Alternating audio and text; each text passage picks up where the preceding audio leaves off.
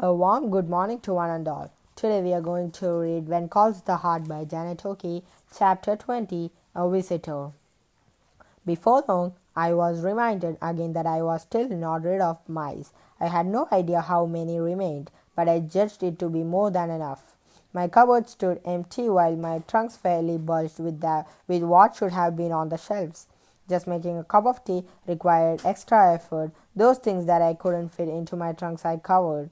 I covered my water pail. I even covered the spout of my tea kettle. No matter what job I did, I checked first for the evidence of a mouse having been there before me. It was an awkward way to live, but I forced myself to adjust to it. My pupils were progressing favorably. I had been assured that after the field work was finished, I would have 3 or 4 more students. I was having a problem with Philip Delaney. He tended to occupy himself with things other than what he was assigned to do. When for 3 days running his copywork was not completed by dismissal time, I asked him to stay for a chat after the pupils had been dismissed. I explained very carefully that should it happen again, I would require him to remain behind to finish his work. The next day, to my dismay, his work was not completed. Philip, I am disappointed, I said. You had plenty of time to do your work. He didn't seem concerned. Shall I stay and do it like Tommy does? Thomas needs special help with his lesson. He doesn't understand them on his own. That's why he stays, so that I can help him. But you said if I didn't finish, I'd have to stay.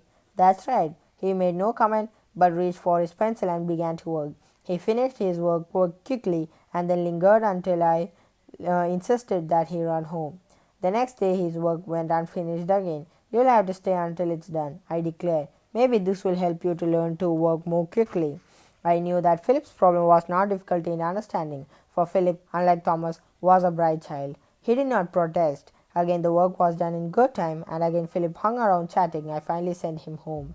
A short while later, I had an unexpected visitor. I was just putting away the last of the books that had been used in the day's lesson and was tidying up, when there was a rap on the door. Win Delaney walked in. As usual, his presence unnerved me, and I expect that I flushed slightly. Am I interrupting? He asked. Not at all. I was just leaving. Please come in. He stepped to the front and took a seat near my desk. It looked odd to see such a tall man curled up in the small desk. He had to stretch his long legs out before him to make room for them. Somehow, his relaxed attitude put me more at ease. More letters? I asked mischievously. He smiled and shook his head. No, this time it's school business. I came to see you about Philip. He's had to stay after school a couple of times. I thought, what do you have to do with Philip? But I pushed it aside as the issue of my discipline being questioned seemed more important. You object to my method of discipline? Not at all, he responded, almost as quickly. I merely wonder if it's the best way to handle Philip. Meaning? Tell me, Miss Thatcher, how did Philip respond to staying late? Did it upset him? Annoy him? Not at all. I was becoming defensive. He smiled, a slow, deliberate smile, and in spite of myself, I noticed what a pleasant smile he had. Yet his smile also told me that he had somehow just proved a point. He didn't even say anything. He just waited for me to understand what he had just said. You mean, I began slowly. Exactly. Philip's like nothing better than the extra time and attention, Miss Thatcher. I see, I said, looking away from him, realizing as I reviewed the past few days that he was quite right. I turned slowly back to him. So, I began reaching out for advice. What do you suggest? Well, his mother and I. His mother and I.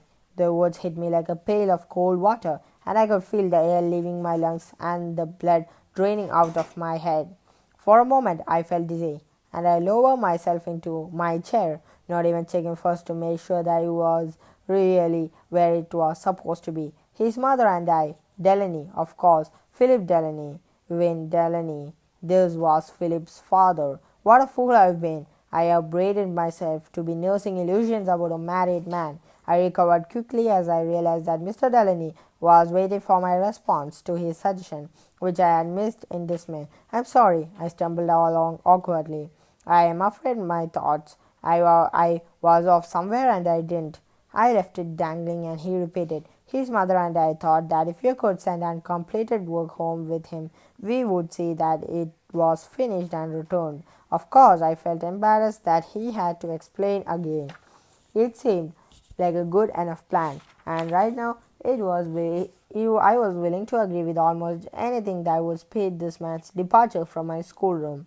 I stood up and hurried on. That sounds like a good approach. I'll tell Philip of the new arrangement. And now, if you'll excuse me, Mr. Delaney, I do have a lot of things to attend to.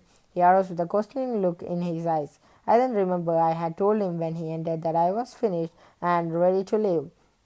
He did not mention the fact, however, and excused himself in a gentlemanly fashion. Odd feelings were quivering within me as I watched him go.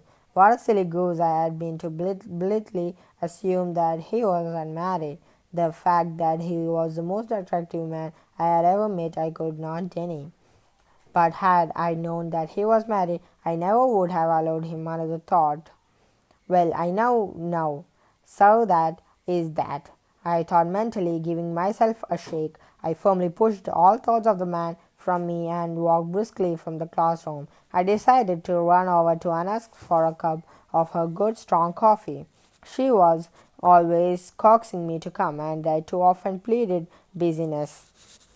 Well, tonight I would take time. I was in no mood to sit by myself and calmly sip tea. I might even stay for supper if she insists, I told myself, knowing full well that she would. It will save me standing on my head to dig something from my trunks, and thus keeping my thoughts in control, I resolutely shut the door behind me. So chapter 20 is over. Chapter 21 is pupils. Don't forget to like, share, and subscribe, and pop the bell button.